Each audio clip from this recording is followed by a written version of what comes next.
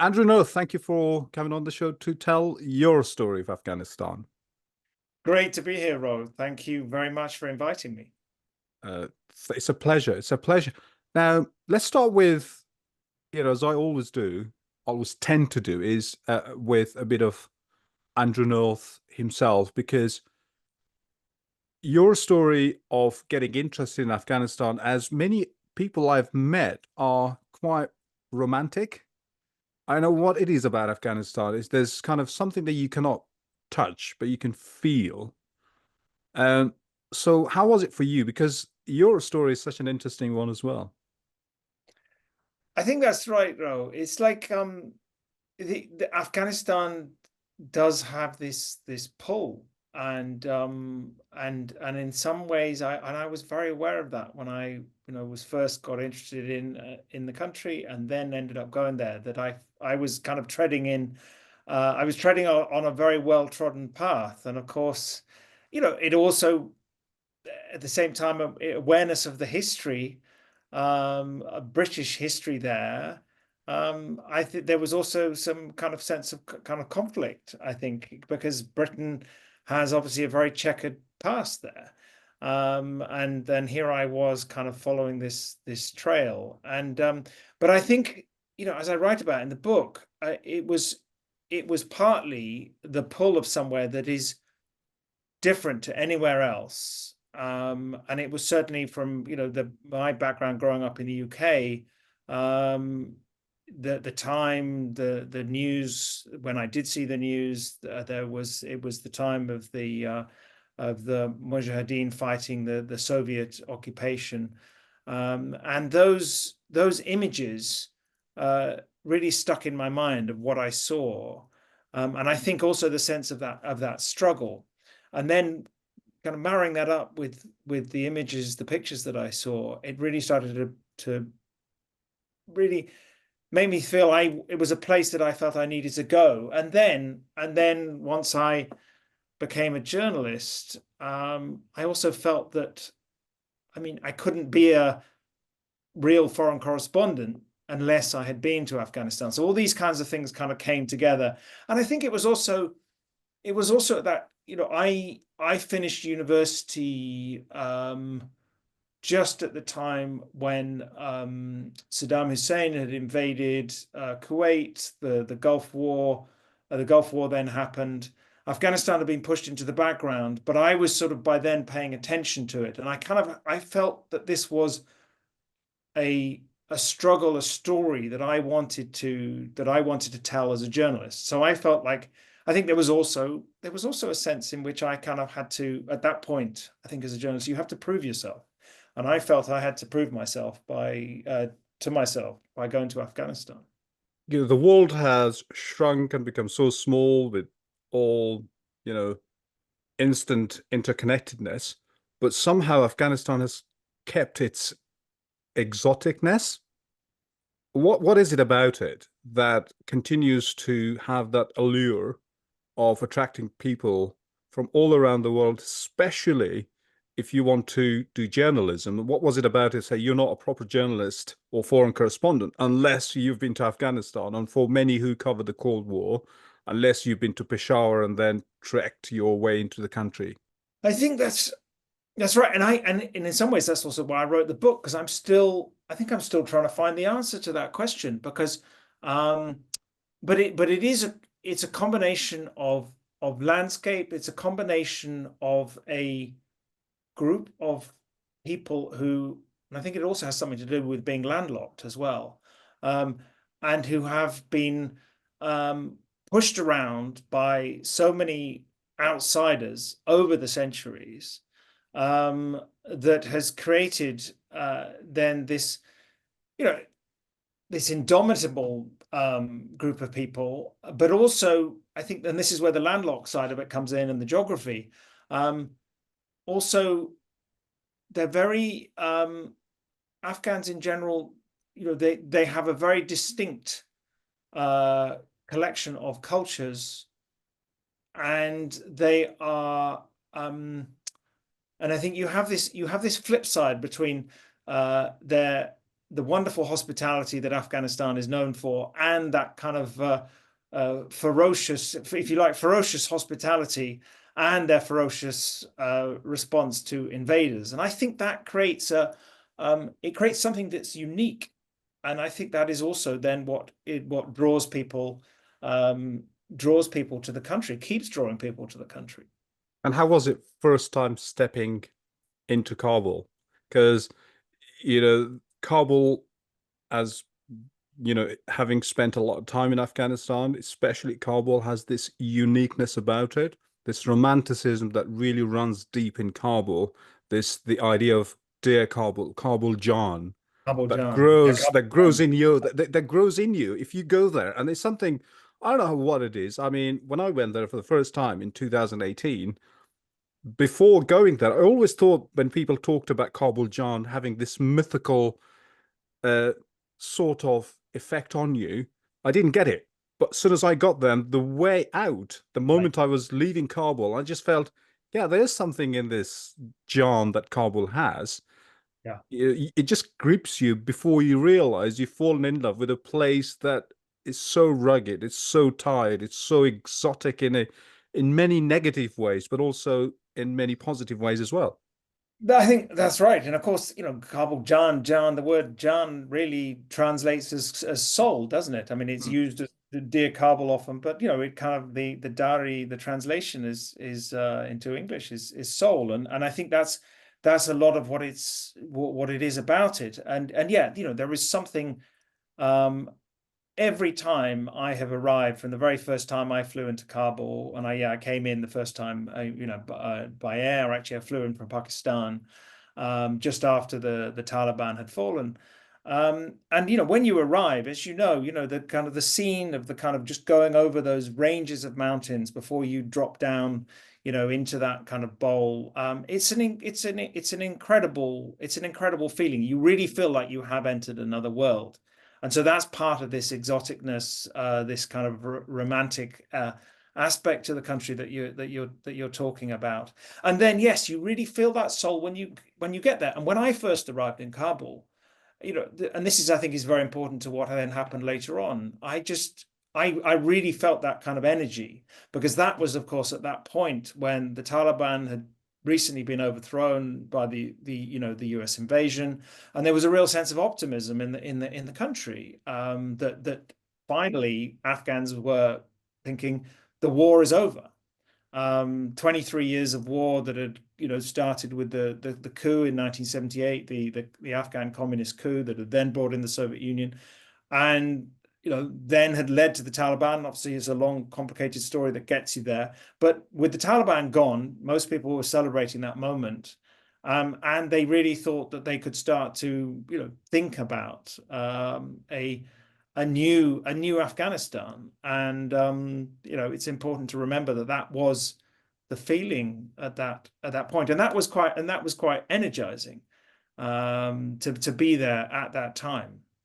The Afghanistan that came about after 9/11 and the new settlement, the new government, the new hope, so much hope, and the disastrous ending, of course, but in between it created an enormous a great amount of great stories. Afghanistan is about the stories of its people, and whatever happened, created the characters in the book. Reading the book, not just that it's so brilliantly written, but it's such a humane book. And because, it's a kind of a, when you write about other countries or experiences, it's that we do have a tendency, especially about Afghanistan, for example, or anywhere else as well, that when an author writes about their experience of the country, it's all about them and what they've witnessed.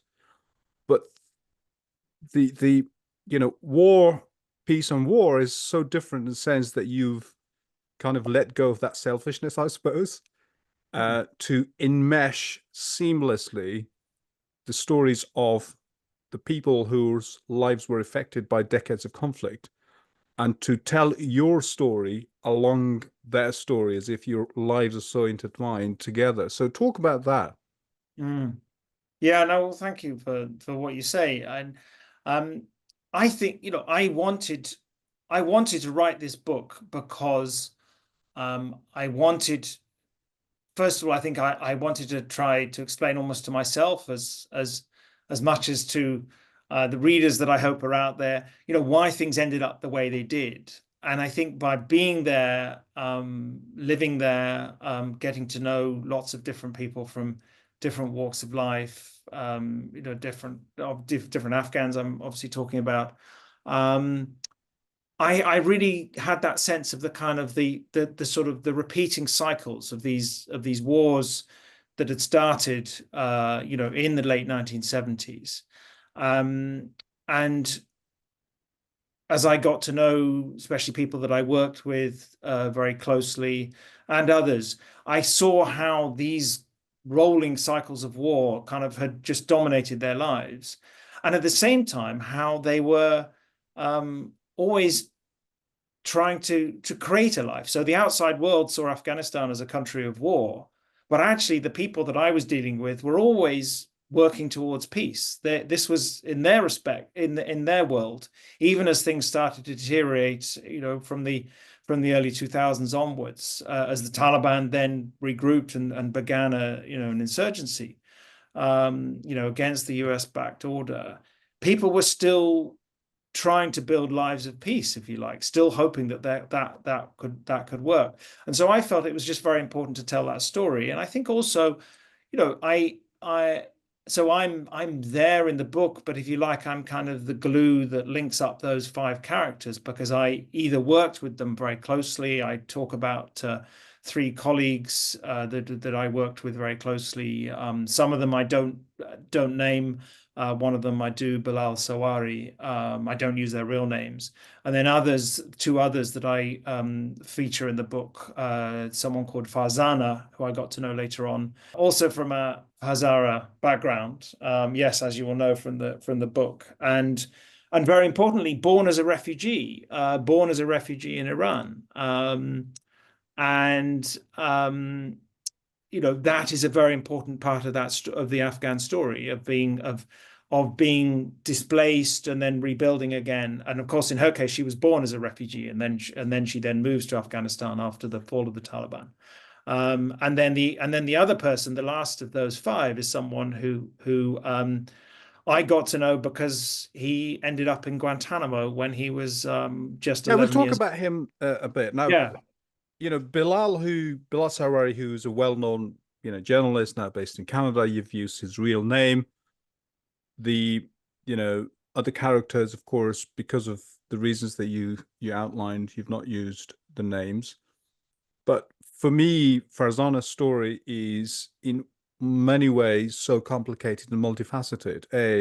She's a girl born in Iran, quickly very aware of her surrounding, her, her status. But getting into Afghanistan, as she grows, she has to fight on so many fronts.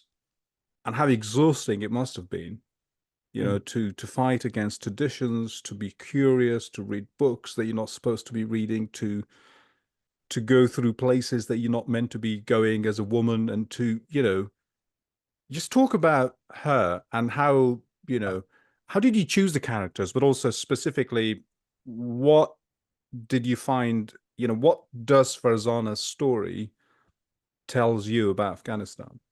Yeah, no, absolutely. And I mean, yeah, just to answer the broad part of that is, yeah, I chose those five people because collectively, their lives cover that whole period from the late 1970s. One of them was born before, and so actually just remembered a little period. This is Abdul, Yeah. who I worked with. And collectively, they tell that whole story of these kind of rolling cycles of war from their different kind of life experiences. Um, and Farzana obviously is particularly important as a woman in the Afghan story, because that is such an important part of what has happened there. And the way that women, of course, have have struggled, suffered, been oppressed, and not just under the Taliban. Um, and as you know from reading the book, she's a fighter. And the thing is, once as I got to know more of her story, it's also a great story to tell because she is such an incredible person. And then her accounts of her struggles, not just with society, with tradition, but with her own family, as she's trying to carve out her own identity. So she epitomizes what I'm talking about, this kind of idea of war and peace and Mm. war. She, of course, reads the book at Yeah. one point when she's at university in Herat, when she sets up this book club. But it's that sort of sense of fighting on so many fronts to have the identity that she believes she deserves. It was such a powerful story that I really wanted to tell that. So it kind of, for me, it was important on so many levels. We're not going to give too much away because people need to read the book. You need to buy the book, read it because it's such a necessary read as well. Jahan, anyone who's been to Kabul or anywhere in a big city in that part of the world where you see little kids shoe polishing, begging for a bit of, for a bit of business to make their lives, to see in the eyes of one of those kids, a shoe polisher rise up to become what he became Mhm. through chance, I suppose, through, because of this development outside outside his control, outside his, you know, life. That's right. I mean, Jahan, yeah, there was definitely some chance to it, but also, an incredible determination because, yeah, this is a boy who was just born, when he was a boy, he was born into absolute poverty. His father had a stroke, couldn't work, and of course, he was growing up and under the Taliban, women couldn't work, and so he, as the oldest member of their family, when he was just still, I think six or seven, was being sent out onto the street to just do anything, Mm. and then yes, the shoe shining was the upgrade because someone. A very kindly doctor, Italian doctor that many people know in Kabul, who was working for the Red Cross, then took him under his wing and then bought in the shoe shining equipment to help him earn a bit more money because that was better than just begging and doing selling bits and pieces. And then this doctor was also running a school for street kids, and that gave him opportunities that he grabbed. And um and so it's an inspiring story. He then later on becomes a journalist with the BBC, and so I tell that story. I tell that story in the book. But he survives. He lives through the civil war in Kabul in the 1990s. Sheltering every day with his family.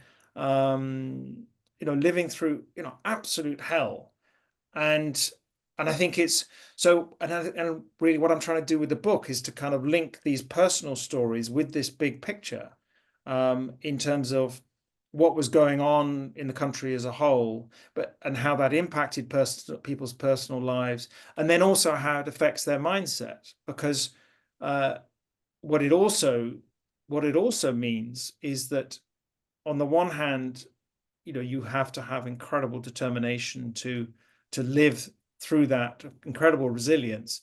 But it also there can be a downside, and I think some of that you've seen in what's happened in Afghanistan, that it can also lead to kind of a more short-term mindset because people are they are they the lack of security Mm. that so many people feel, means that that's always going to be they're always expecting things to go wrong, and that makes it very difficult to kind of to believe in the future, and so Jahan was one of those, I think, who kind of helped to tell that story.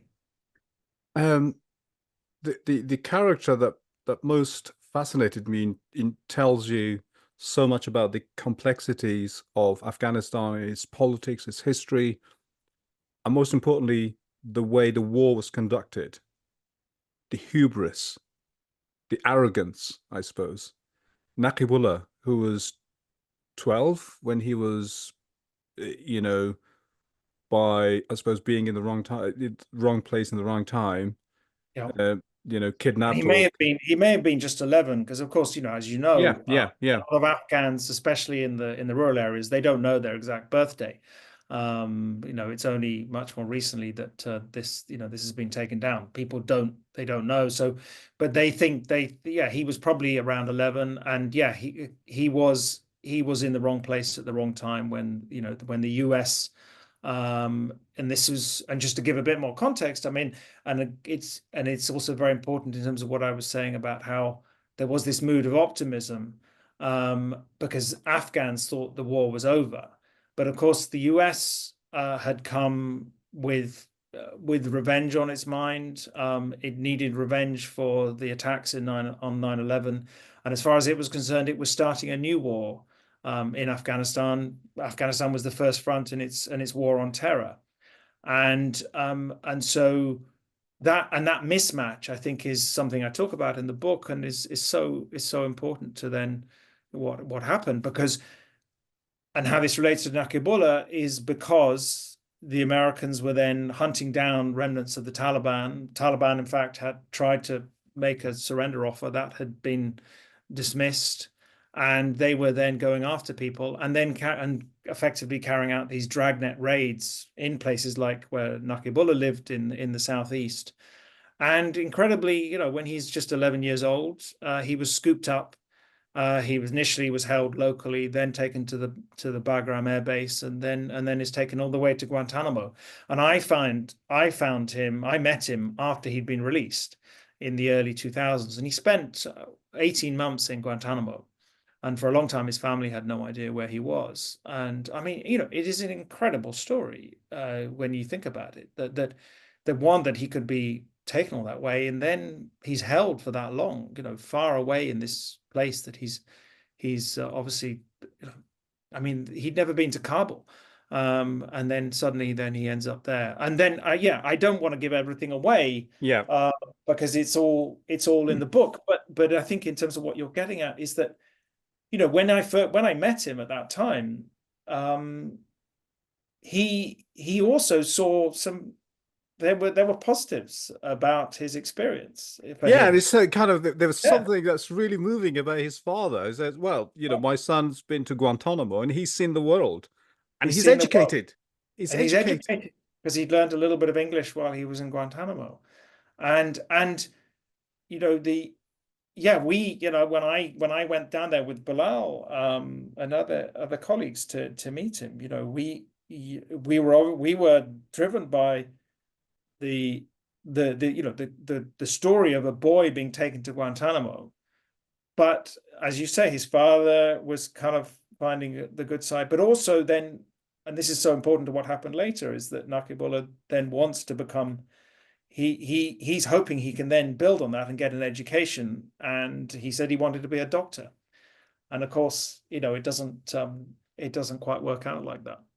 No, yeah, but just let's give that bit away just to prick people's and readers' curiosity. Is that he turns out to become a member of the Taliban and rises to He become a later commander. joins He later joins the Taliban. That's Yeah, right. And and and a, and a lot of that is because of in the end there was nothing else. No, there was no chance of becoming a doctor. And Abdul, who is another one of my five characters, he also wanted to become a doctor, in living in the city. But he didn't make it either, but he had more opportunities.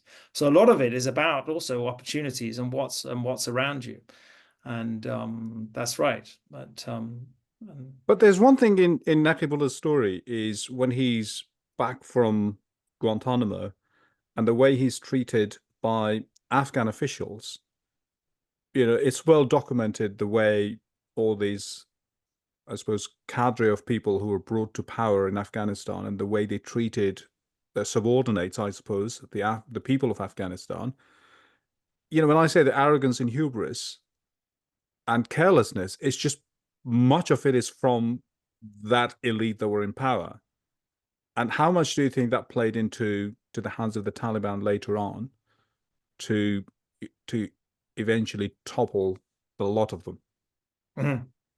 Yeah, I mean, look, there was hubris on so many sides. There was hubris on the American side with the way that they uh, first approached Afghanistan and not really showing that much interest in the fact that obviously they had been an actor in those previous stages of conflict by backing, the Mujahideen against by arming the Mujahideen against the Soviet Union. And, these are obviously kind of complicated stories, and I do get into a lot of this in the book, but that hubris that you talked about, and lack of attention being paid to history, um, was crucial in what happened, because um, it meant that assumptions and mindsets were applied to Afghanistan in that critical early period in the early 2000s after the fall of the Taliban, um, that basically ignored all the trauma that had gone before. There was no proper political settlement. And so, and I briefly mentioned, there was I mean, it's well reported, that the Taliban did make a surrender offer. They offered to accept the new US-backed order in late 2001, one at the point when they had been totally defeated. Their condition was that they be allowed to return to their homes and not be pursued. But that was obviously something that the US at that point, still raw with anger over 9/11, couldn't stomach.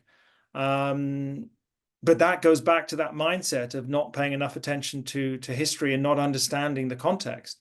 And of course, that also applies to certain Afghan factions who had been enabled, but been brought back to power by the US invasion. They also were not willing to make any concessions to the Taliban, because yes, they had been the ones who had hosted, Al Qaeda and so on. And so, yes, there's obviously a certain amount of hindsight to all of this now, but it was the failure to understand that was so critical to what happened, because by saying, well, we're going to pursue the Taliban, we're going to pursue the bad guys, to put it in simple language, that meant that they, to some extent, they had no alternative but to fight. Separately, Pakistan felt that its own interests were not, given sufficient attention, even though it was an ally of the US. And the Pakistan obviously is a crucial part of Afghanistan's story, massively controversial. As you know, many people, still many Afghans would still blame Pakistan for so much of what has happened over the last 40 odd years. And I try not to take sides there, but what's important is to recognize the issues. And I don't think that there was enough attention paid to those, these historical issues in Afghanistan. And therefore, then it became this obviously this war on terror, this desire to crush the Taliban.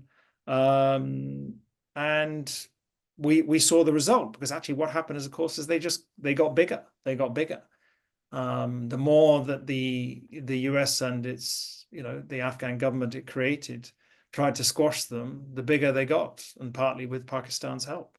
The last visit that you had to Afghanistan, just tell us about that and finding yourself in captivity. Yeah, that's right. So I went back after the fall of Kabul, again, yeah, as you said, I kept going. I lived there for several years, and then I kept on going back, year after year. And then after the fall, I was back again. I did a couple of visits, and then in early 2022, I was back again for my third visit after the Taliban had taken over. And so, but at that point, I had been all over the country using a Taliban issued press pass, and of course, to some extent, I was also making use of the peace that then existed. I was able to get to places that I hadn't been in. In some places, I'd never been, or in some places I hadn't been able to go to for years. Especially in the south and so on. The kind of traditional sort of Taliban strongholds in the south. Um, I think, but the Taliban were consolidating, and when I arrived on that third trip, I was due to be working with some colleagues on a story about the humanitarian situation, and three of them were actually taken and detained the night before I arrived. And I thought it was going to be possible to sort this out and so on. It seemed initially like it should be resolvable, but actually, and this is why I talk about the kind of the Taliban consolidating. Um, they kind of fell into a funnel, if you like, where they were seen as suspicious. The Taliban were now much more organized, and getting much more repressive. And then when I then was trying to find out what had happened to them, um, along with my driver, we were taken as well. And initially, as I talk about in the book, it was, it should have, it initially I thought this was a sort of routine security check, but in effect, we were abducted. The pass that I'd used all over the country to show at Taliban checkpoints, as a Taliban accreditation, they just swept it away. They weren't interested in that. They had clearly decided they were going to take me and my driver. And yeah, we ended up being, blindfolded. I was actually chained up overnight, and then we were blindfolded and then taken to what later discovered was their intelligence headquarters. Of course, actually inside, the intelligence headquarters that was previously run by the US backed government. All I ever saw of it was this basement cell. I was, blindfolded. All the rest of the time I was interrogated, and all of the rest of it is in the book. Is in the book, yes. But Yes. what I found, your encounters with that Taliban interrogator is quite something, because it tells you so much about, when you talk about Taliban 2.0, but what I got from that encounter was, not Taliban 2.0, but Taliban more sophisticated and worldly. That's right. There's no change in the mindset, but they're just so worldly and so aware of the world, and they become so sophisticated in what they do. I mean, That's right. this Taliban operative, he's interrogating you in English, but also he knows he's a fan of Hollywood. He's watched Prison Break. So yeah, just talk about that, and also the sketches is a big part of the book and also a big part of your story. Mm. That's right. Look, it's so important. And again, I think this is another element in the way that uh, the West and its allies lost, is they did underestimate the Taliban. Like it was, routine to read newspaper stories that would talk about, people from caves or, ragtag guerrilla army. But this my interrogator, as you say, he spoke excellent English, and he was far from alone. I in those trips back to Kabul afterwards, I encountered so many Taliban who had been clearly, some of them said so, they had been effectively sleepers. They'd been recruited inside Kabul and other cities. They may have been at university and so on, and possibly he was one of those. Um, and yeah, the there were a lot of Taliban who are very, very switched on, and but also then, if you like, the first Taliban banned television and so on. The new Taliban have embraced technology. They, of course, they appear on TV now, and so you've got them using, if you like, want to call it sort of modern methods and so on, but still applying their old mindset, and of course, especially to women. And so, yeah, but it was while very traumatic. And look, I mean, we're very lucky we were eventually released, but Mm. it was also a learning experience at the same time. Um, and and yeah, so you talk also about sketches, and so again, There's one on the background behind you. that's right. So that's actually a drawing I did in Kabul. Actually, I think it was around about 2019, at the time of the last election, when I was there covering that last election, the last election Afghanistan's held, and Quite a so farcical that's one too. Television Hill in the center of Kabul. So and but yeah, so I'd started drawing in the kind of more recently in my career, and I just started to pack a sketchbook, and I would just do these um, sometimes very quick sketches. Sometimes I'd do something more, slightly more considered like this. And the book has got a lot of sketches in it. Some of them, like this one, done, on location. Others that I did later on.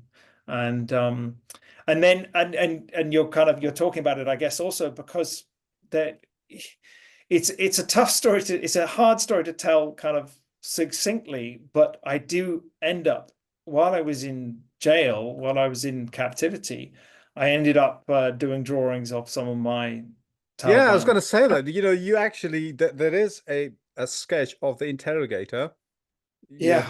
Well, in actually, in the book.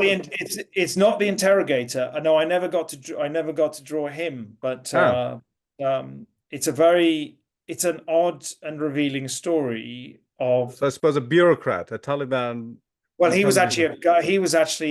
He was actually kind of one of the. He wasn't entirely clear actually. He kind of, whether he was a guard or but it kind of happened, and I kind of want to say to people, please read the book, because to get the whole story of how it happens. But in a way, the kind of the most important sort of takeaway from it was that the Taliban, who of course historically had been against any depiction of Fiction. living things. I, as a result of this kind of them discovering that I could draw, um, I then had almost had like a queue, a line of guards then coming to my cell who wanted to have their drawings done.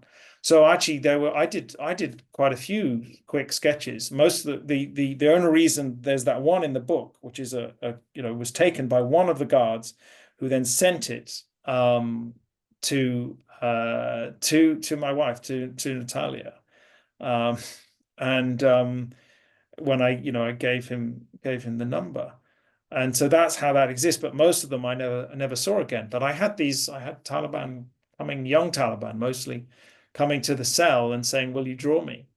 And so I ended up doing these Baro sketches on But on the decree not to depict living things has come back from the group's supreme leader. yeah. But you know, after you were freed and you came, you left Afghanistan, what did that experience do to you? And the conclusion that you reached as leaving Afghanistan about its future. Well, I think certainly, and at the moment the Taliban are very, they're very well dug in, and of course, they have the inheritance of all that military equipment and infrastructure that they took over, not just in Kabul and that area, from Bagram Air Base, but all the way to, to Herat or Kandahar. They've got this, they've got, that's quite an inheritance that they have got from the US and its allies that helps them to stay in power. So I think that certainly comes away very, very strongly. And also, that is their priority. I think it was that paranoia that led to us being taken. And I what I feared was that we were going to be, and that's why I think we were very lucky. I feared we were being held as hostages to be used as bargaining chips, and because that is something that they have certainly done in the past. And of course that appears to be the case right now. There are other foreigners who are being held for much longer, and 3 Americans that I know of, I think, and there are others from other nations. Many Afghans, far more Afghans, of course, are being held for all sorts of reasons, and for Afghan journalists, it's very, very tough. So there's a kind of a general sort of atmosphere of repression, and so at the moment, I felt as I was leaving Afghanistan, I felt very sad, because I felt that in this environment, I probably can't go back for a while. Of course, I would love to. Of course, I would love to go back. Afghanistan is so many things. It means a lot to me, and I of course still have many friends there. But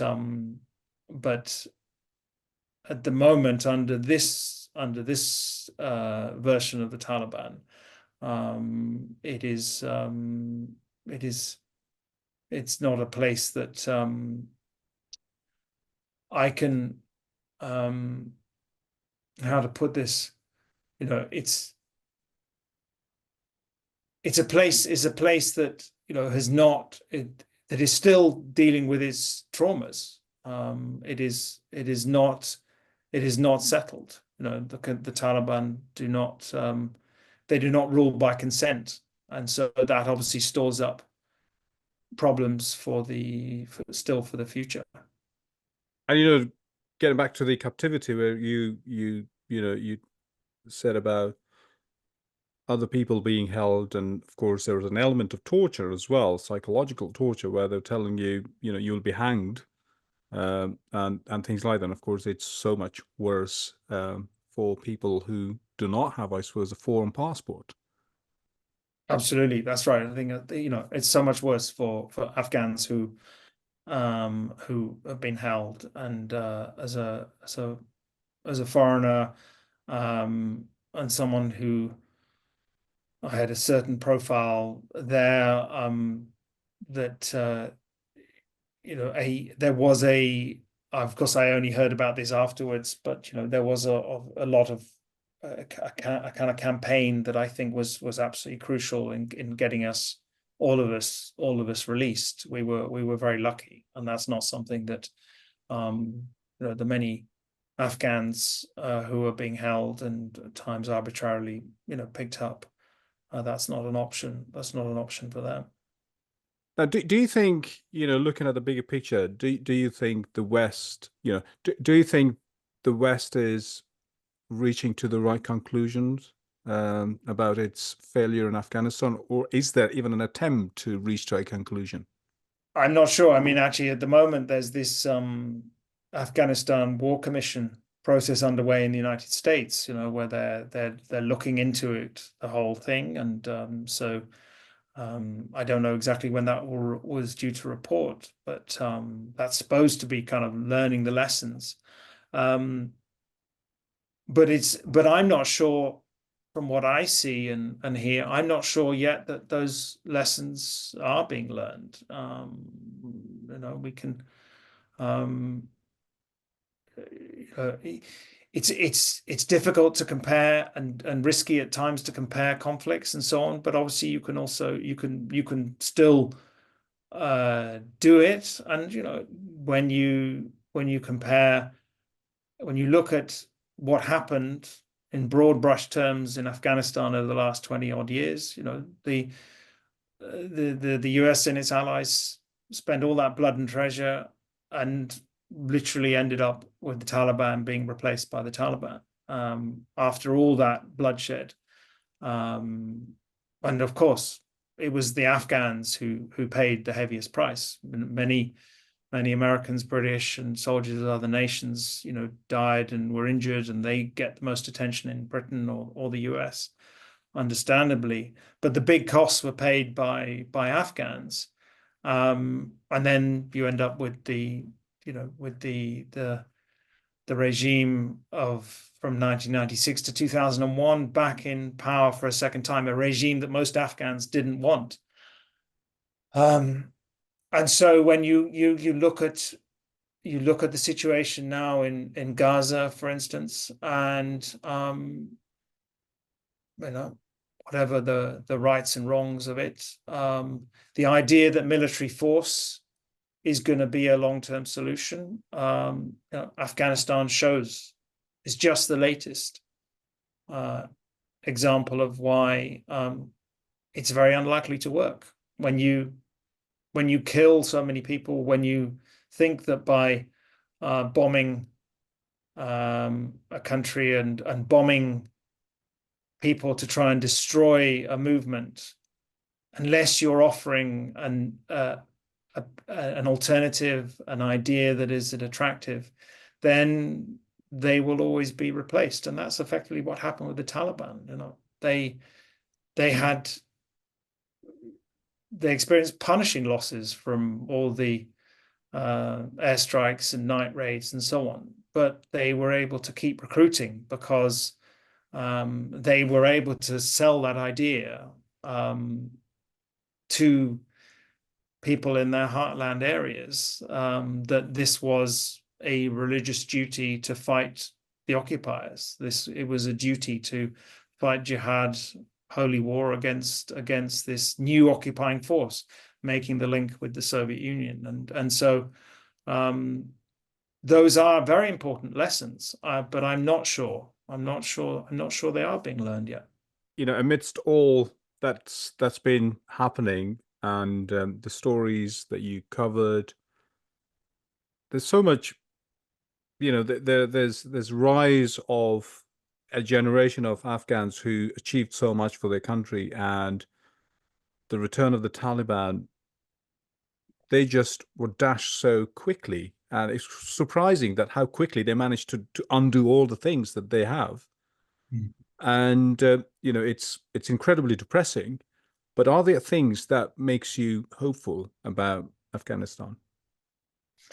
Well, yeah, I mean, of course, it is a massively changed country. And yes, the Taliban are certainly trying to do things to undo it. At the same time, they're also dealing with an utterly changed country. And so, one of the things they are doing is they've been building this network of madrasas of, religious schools to, in effect, indoctrinate a new generation to